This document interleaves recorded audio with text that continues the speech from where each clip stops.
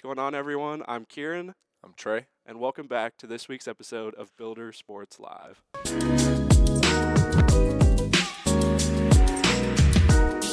What's up, everyone, and welcome back to Builder Sports Live. As now we take more of an inside look on everything that's been going on around SC over the past week.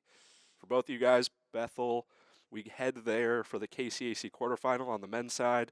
We take home a 67-65 win. One of probably the closest and most stressful games of the year, but Trey, we find a way to get it done. Yeah, absolutely. Bethel got off to a real hot start. I think a 9-2 start.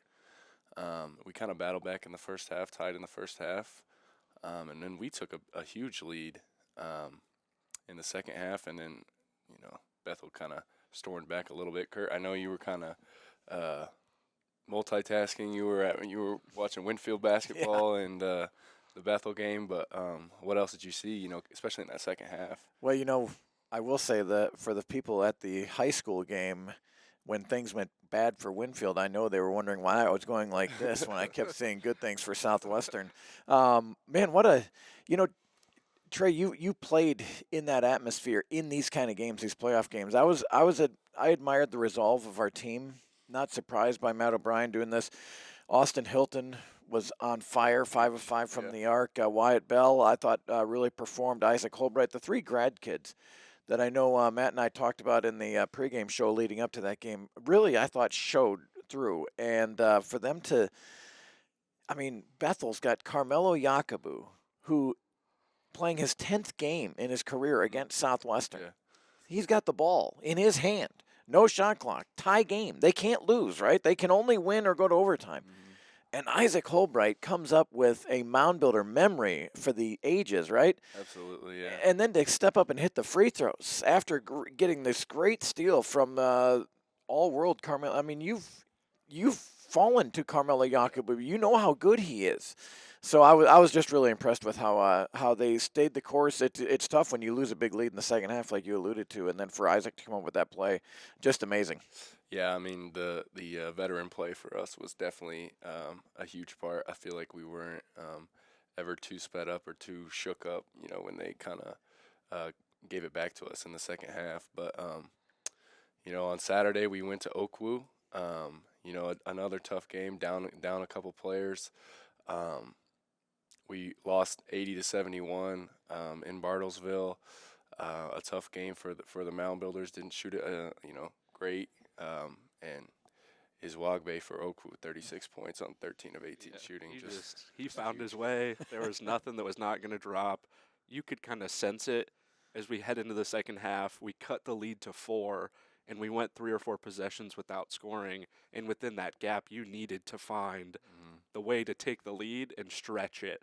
And then after that, you go through a couple straight possessions of turnovers, and you find yourself down 11 heading into the last 4 minutes. Yeah. And that's a tough hole to dig yourself out of when you're there. The three-point shooting, I was hoping Trey was going to really get on fire for SC. I feel like I love some of the basketball memories that come up on my Facebook with Andrew O'Brien knocking down 3 after 3 and wins at Oklahoma Wesleyan. I feel like to beat some of these good teams, you got to have a special night from out there, and we had opportunities. I was curious. Of course, we didn't play with Wyatt Bell. He was out with injury. And Evan, I don't know how many folks see the end of the game when Carmelo Yakubu takes the last-second heave in the Bethel game Thursday. Evan Barber got taken out by a moving tackle right in front of the official, thigh to the, or knee to the thigh. Oh, my gosh. I wasn't sure if he was going to go, and I don't know how great he felt, but he battled through. Yeah, absolutely. And we kind of, without Wyatt, it's just so hard to, he's such a, a great player and just a kind of a release valve for Evan and Isaac. But they kind of had to handle the press, just with them two. And, like you said, if Oakwoo's hitting threes, it's really, really hard to beat them. So. Yeah, it'll be tough. Kind of heading into a national tournament perspective, you see they're a 1 seed. If you're losing to a 1 seed by only 9, we've beaten them during the regular season, but as you said, it took us shooting almost 60% from 3 to beat them. We are one of the best three-point shooting teams in the country, and from an overall field goal percentage, you really need to keep that going if you're going to win a round of 64 and a round of 32 game next weekend. Absolutely, yeah, and we'll see. Tomorrow we got the selection show. So for everybody watching, Curt will talk with some players, a little bit of the You staff. guys too? Maybe you guys? Yeah, both of Yeah, us. we might be we on still there. get a in there. section. I feel like we all should be on there Yeah. for that. We'll try our best. Don't worry. But it's at 5:30 on Thursday. Everybody's welcome. There'll be free food and drinks.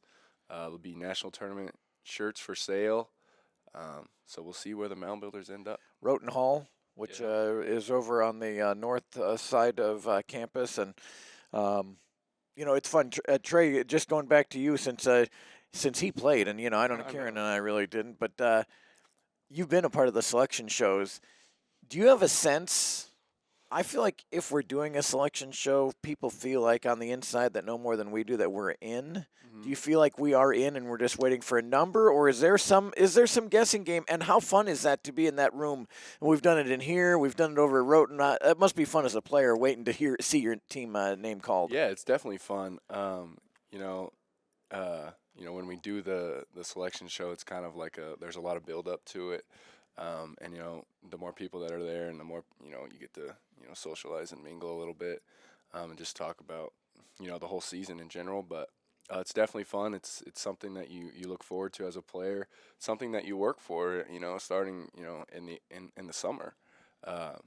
Coach OB talked about it in the pregame interview. They just want to get to the national tournament. So it's kind of a culmination of everything they've done over the off season, and it's a great time. So. You always see on Selection Sunday for the big, NCAA, they always have cameras in some of these places, some that expect it, some that don't, and it's kind of our version of that, of doing something like that. Yeah, it'll be good to bring in the streaming aspect of it this year to get especially the reaction footage of where we're going, who you're going to play, who's in your pod, and if you do make it out of that pod, who do you have next? I know it's a first thought within a coaching staff's mind, and they've been planning all week. Where in the world are we going to end up? But I'm sure we'll talk more about that later on in the show, and as we bring to you guys a bracketology segment for the first time. Love it. But heading to the bat sports with softball, the Builders pick up a tough duo of losses against Avila at the Broadway Sports Complex, falling 15-1 in Game 1 and 8-0 in Game 2. And then Trey with the baseball side. So baseball had a 3-game weekend series versus Ottawa University. Ottawa, a great team. I think they came in at 14-1, if I'm not mistaken. They're always really good. Yeah, seems like. But in Ottawa, Game 1, we lost 14-4 in 7 innings. We got off to a hot start, 4-0. Just couldn't put it together. Game 2, we turned it around. We won 9-8 in extras. Coda Larson, 2 hits, 3 RBIs. Sam Benz, 2 hits, 1 RBI. A real grinded out game for the Mound Builders, so that was good to see them kind of get a get-back win. And in Game 3, we lost 10-0 in 6 innings. They had to cut it due to darkness. But I think a really good Game 2 win against a good Ottawa team. Coda Larson is a name I keep saying on the stat sheet, among others. There's been some nice performances. I know the wins haven't been coming quite like we maybe thought, and it's still early, but he's been playing good baseball. Yeah, absolutely. He kind of gets bounced around the infield. Me and Kieran see, pretty much everybody in the infield. Yeah. Rayshon's been all over the place. Had a couple different shortstops, but they're still trying to find where they want to put guys, and even in the batting order, where they want to put guys in the batting order, but. Kieran, we'll see. What happens here coming up soon in the conference slate. So yeah, we'll have a series against Evangel this weekend. We'll see how that kind of pitching rotation turns out. We've seen it evolve. We've seen Brock Cross become a starter in this rotation. But we're hoping to pick up some wins as you head into this stretch of the season, and we're seeing the KCAC standings kind of expand with a top 4 and a bottom kind of 9 that are kind of unfolding now. And we're hoping to find ourselves into that top 8. Even if, we've said it, I think, 3 times on the show now, you're just trying to get to the playoffs. Yeah. And even if that means squeaking out 1 win against a top 10 team in the country, that's all the wins you can get. You can add those up through these weekend series. Kieran, I wanted to ask you about Jaden Hensley, yes. who we had on Builder Sports Live a few weeks ago. What is he doing so well? Because, boy, he's putting up numbers for this team. Yeah, I think he's been great all year so far. He's really found a way to be a good contact pitcher, which has really helped. You see him throughout so many early innings just popping guys up. When you have good defensive play in the outfield, you win games. And I think for him, if he can find a way to keep his pitch count low, which he did struggle with in a series last week, if he can stay under 100 pitches through 7 innings, you can see him pitching twice a week. And for him, if he can do that, he's just going to add up wins and wins and wins. And he was the KCAC Freshman of the Year last year on the pitching side. That award isn't available for a sophomore, but you're hoping that becomes Pitcher of the Year. Love what he's doing. And I'm glad we had – you guys do a good job picking our guests. A lot of the guests you guys pick end up shining I know, on whatever they I do. think we've gotten a bit lucky with it, but I'm glad at least the coaching staffs have been very, very supportive of us bringing on their best players. But that's been great, and I think for the baseball side, Coach Carr will be proud of how this team is looking, and hopefully Coach McNett's pitching staff will be ready to go for Evangel this weekend at the Broadway Sports Complex. But all right, everyone, we'll take an ad break now, and we'll see you all just in a bit. Graves Drug has everything you need in a pharmacy and more. From online refills and free local delivery to vitamins, medical equipment, and gifts, Graves Drug is your one-stop shop.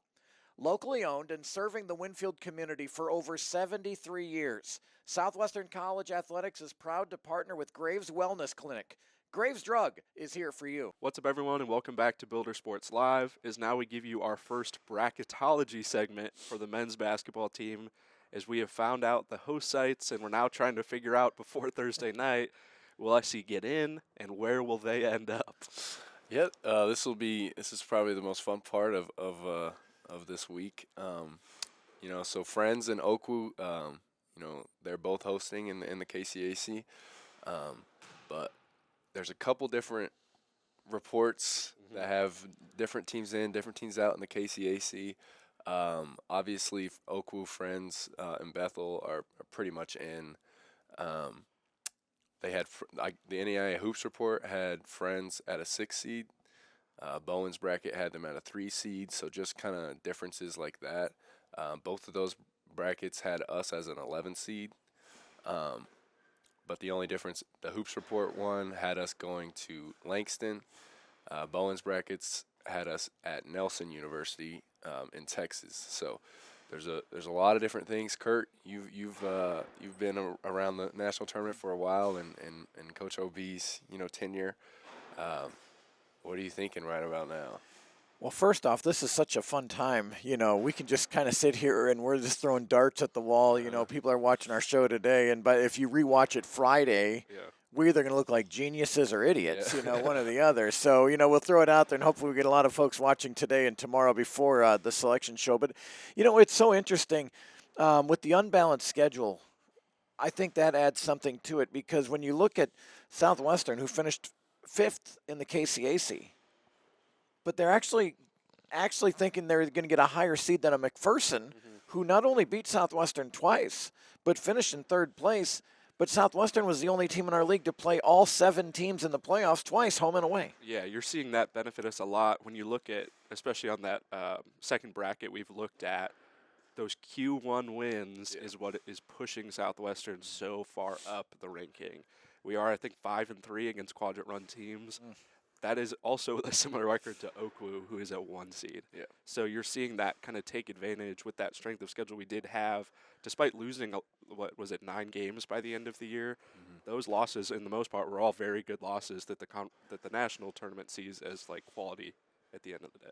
Yeah, you talk about the strength of schedule in the quad 1 wins and stuff. There's a lot of different numbers that go into it that I don't understand, but. Our quad 1 wins were pretty good. Right now, Evangel and St. Mary are kind of on the bubble for both brackets. I know St. Mary, they have them out. The Hoops report has St. Mary out, and the first 4 out. Bowen's bracket has them in. Bowen's bracket has McPherson as a 13 seed. Yeah, they have. Yeah, so the Bowen's bracket side, St. Mary is the last team in. Have you ever seen 7 teams from this conference go to the national tournament? Never. Yeah. I think our league has really gained a lot of respect, and I feel like it used to be that way early in my days on the women's side more so, with the legendary Lonnie Cruz at Sterling and, Tabor College, Southwestern had great runs. It seemed like the women's side would get 3, maybe 4 teams in, but the men not as much. That's really flipped, and I think some of the results when we see Oklahoma Wesleyan get to a championship game, And, I know it pains if you're a mound builder faithful like we are. It pains you to root for a Friends or an Oklahoma Wesleyan in the national tournament, but it benefits our league, and those benefits move forward. And when you see a team like that get to the national championship game or something, and you say, well, Southwestern played them to 3 under 10-point games this year, winning one of them, and it's just very interesting to me. And like you said, all the numbers that go into it, I'm not sure if I understand all of them. That's why I think Kieran's got a better grasp on all that, but it's very fascinating. Yeah, when you look at the RPI rankings, the difference between the 3rd seed in our conference and the 8th seed is less than a percentage point. So that's not there's not a huge difference between a lot of these teams when you say, oh, we're 38th in RPI and you're 62nd. That's 1 3-point win that you put on that someone else didn't get, which makes it very hard when you're putting these teams in. You're like, oh, we're 38th in the RPI. We deserve to be in. Maybe your resume doesn't really show that, and you just found a way to win a metric game that doesn't really show if you're a good basketball team or not, which is very tough. As you see the advanced metric stuff gain more popularity, does it really mean anything in the games when you show up and play, or is it just something that someone in the back of a classroom put together to be like, oh, maybe this is the next ranking system? Yeah. And for Mound Builder fans, I know everybody's kind of wondering where we're going to go. Like I said, the Hoops Report had us in Langston. The other one had us at Nelson. We've been to Indiana Wesleyan my freshman year, so 21, 22, we were at Indiana Wesleyan. Which I thought was a bad draw, by the way. I did too. I thought we got shipped further away, and Kansas Wesleyan got to play in Wichita. Yeah. But 11 hours to Indiana Wesleyan. And then 22, 23, 23, 24, we're both at Langston. I'm hoping we don't go back to Langston. I don't want to go back to that place. I'd really like a Nelson draw, especially they had Nelson Bowen's bracket had St. Mary in the same pod as us, which I like as a Southwestern fan. Probably not as many Mound Builder purple in the stands, but the Builder Nation traveled so well in the KCAC tournament. Yeah. And I know at Langston they traveled well too. So it was hard. It was hard to squeeze in there, but they did. Absolutely, but yeah, we'll see where we end up. But I think for Mound Builder fans, they'll make the trip. It's interesting. So for old school folks will remember that the national tournament, once you made the national tournament, it was a field of 32, and it was in Branson, Missouri forever, College of the Ozarks. Hard Work U, as they call it there. And then they got out of it, and they got shipped to Sioux City, South Dakota, or Sioux Falls, South Dakota, I beg your pardon. Yeah. And that was fun. And I got to see Southwestern. The great Cameron Hunt, his last game was played there against Marion of Indiana. Oh, yeah. Still remember the game vividly. And then we've gone to this now where we've expanded the field, but now we have host sites. Before, when you get to 16, the 16 teams go to Kansas City, which it would be fantastic. But now you have these host sites when there's some unfairness, I think, Trey. You're going to be on someone's home court, basically. Yeah. I don't know if I love that. It was tough against Langston your sophomore year. It's interesting to see the locations. When I look at the map that you have in front of us here, there's nothing in the southeast. There's nothing in the northwest. Heavy NAI area in the northwest, and nothing out east either. Everything is very centralized. Does that surprise you? I think with the Frontier Conference moving together, you don't see a Cascade host this year, which is rare. No Lewis and Clark State, no College of Idaho, who I believe won the national title last year. Yeah, they're looking like they're going to be a 9-10 seed in the tournament this year. You see that one Rocky Mountain host in Montana, but besides that, there's no Kaiser hosting. There's no, I guess you get one Louisiana school, but you get nobody in Washington, and you get one California host. You're used to those, distinct NAI pods essentially around the country hosting games.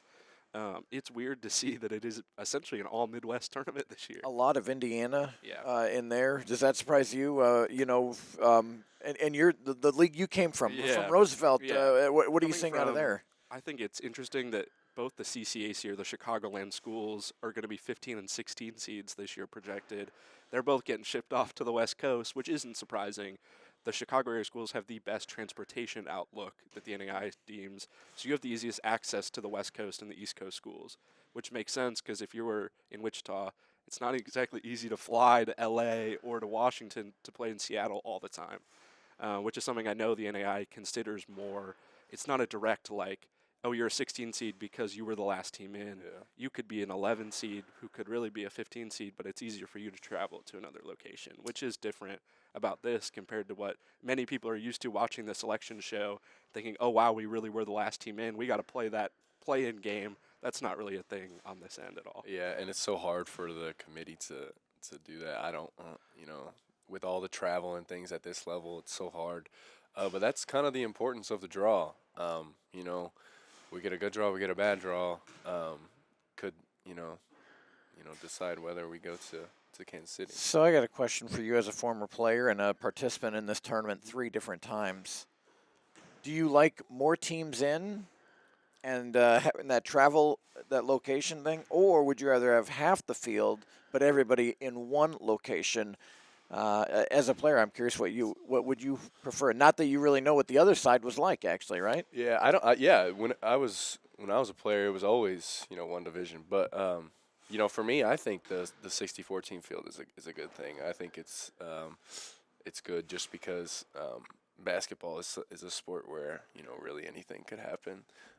Any team could be any other team. But yeah, I mean, I like it and it gives. If you're kind of if you're a St. Mary or you're an Evangel, it gives you a chance to kind of show like who you are. Which, by the way, Evangel Elite 8 team last year. That's right. Again, showing good for our league. Yes, anything could happen. So yeah, I think it's very interesting to kind of see where this landscape changes before you really had to win your conference championship or be lucky enough that your conference had 10 or more teams who got that second bid, and you were hoping that one seed didn't win the championship and so you magically got in as the 2 seed from your conference. It was very hard to get an at-large bid before in the 32-team format, and it was very rare that you made the tournament in consecutive years unless you're in one of the dynasty programs. So it'll be interesting to kind of see as the 64-team field evolves. Eventually, you'll get to a point where someone's going to say, hey, guys, can we do 68? Can we do 72? Where are these playing games going to be? And I think eventually stuff like that's going to start knocking on the door. It is. It's so fascinating to see where we're at now and where we were. I mean, back when I first started broadcasting games, there was 2 divisions in NAIA. You had NAIA Division 1 and NAIA Division 2, and now a lot of those NAIA to D1 schools back then have moved to NCAA, whether Lindenwood, and there was Mary University in North Dakota, which I remember them beating Our Lady Builders in Sioux City, Iowa, many years ago, back in '04. So it's fun seeing how these schools evolve and who's happy at the NAIA level, or do they want to move up to the NCAA level? Do they want to be D3, D2, D1, whatever it might be? Yeah, I think the landscape has changed. I think you're very correct about that, especially over the last 5 or 6 years since the COVID expansion up to 64. You've seen every year at least 2 or 3 programs apply to go to Division II because they want to keep the scholarship model that they currently have. I was at one of those schools. But you see it every year, like one of the schools from Texas just applied to get in. But those, as you mentioned, the historical teams who I think of the Midwest, Purdue, Calumet, Davenport, all Division II schools now who play alongside the Grand Valley States in that Midwest region. Those were teams you did not want to play in the national tournament because they were going to win. Davenport on the women's side. I remember them beating Southwestern years ago. I mean, Davenport, Michigan was an outstanding school. Yeah, so it's interesting to see, and I'm sure over time we'll continue to see these conferences change. Obviously, the KCAC, you guys have probably seen so much change over the last 10 years. You've become a 14-school conference in some sports, and even more we see with Flag now bringing in more teams. You'll continue to see that change as schools just kind of try to figure out what the best geographic way to, in some points, budget out your athletic program is. Wrestling's another sport that you just see. You don't really see your traditional leagues anymore. They're just all kind of whatever league you can get into, right? Yeah, and I think some of that is from the start of some of this is expansion, and some of it was the NAIA has done a very great job of bringing in those new emerging sports that have changed conferences, like flag football, like women's wrestling, that you're going to continue to see the NAIA do at a very high level, which will be super important, I think. It's going to be fun. We could go into all we could play this team, but we don't know where Southwestern's going to be seated, where they're going to play, and who's going to be put there. And as you just described, I mean, again, we don't know the maybe the 12 seed isn't exactly the 12 seed going somewhere. So we're not going to really dig into who our opponent could be, but we certainly have touched on where we think we might end up, Trey. And you're thinking Langston or Waxahachie, Texas. Is that your guess, or do we have an outlier out there? Well, I don't know. I don't know where we're gonna go. We should all just guess and, like you said, throw a dart right here.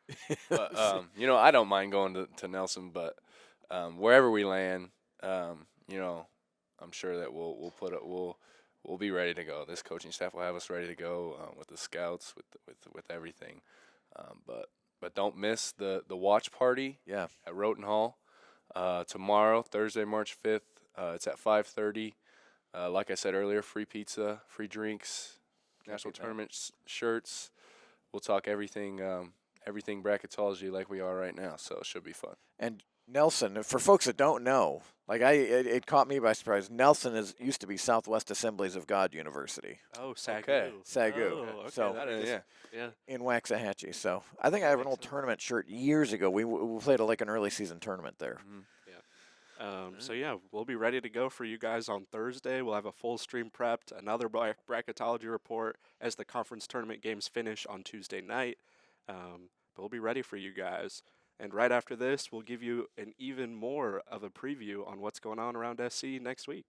Earning your trust with honesty, integrity, and fairness, Millard Management protects you from unexpected crop losses with superior service you can count on. For all your crop insurance needs, look to Millard. Southwestern College Athletics is proud to partner with Millard Management. What's up, everyone, and welcome back to Builder Sports Live, as now we look ahead at what's going on around campus this week. Softball is heading to Missouri to play a doubleheader on Wednesday tonight at 2 and 4 against Mission University, and then flag football is coming off a 7-0 win at home against William Woods. A great performance from them, but they will head to Heston to play at 6 o'clock. On Thursday, March 5th, that's tomorrow, softball will have another doubleheader at Mission University, 12 and 2 p.m. And then, as we've mentioned before, NAIA selection show watch party at Roten Hall at 5:30. Everyone is welcome. And just so folks know, the NAIA is doing the selection show. We're going to be streaming kind of in the background, so we're not stealing their thunder or anything. Yeah. We're not doing anything illegal here. No, it's just a watch party. It's a watch party that we're going to be having cameras at and be able to watch the gang. So that's we're not running the show though. Yeah. We No. could though. We don't get to make the choices. We could. I think wish, we could. But I don't know. I'm not that good at placing places. That's too much. And then have an AD's go, Kieran, why are you sending us here? The scheduling's not We can't fair. afford that. Hey, let's go to Friday. Men's and women's tennis on the road. Are they on the road? No. They're at home. Nope. All right.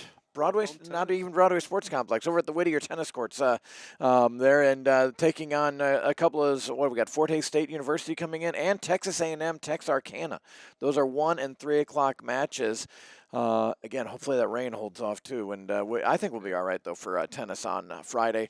Baseball will open up a 3-game series. Friday's going to be the single game, right? Yeah, the the 2 o'clock single, game against Evangel. Yeah, we're hoping baseball will get in. Same with tennis with the incoming weather. But we'll post anything on Facebook, Instagram, Twitter. If anything does come up in the next few days, that we have to move some stuff around. And then on Saturday, men's women's tennis will take on Texas Wesleyan in Edmond, Oklahoma. That'll start at 11 a.m.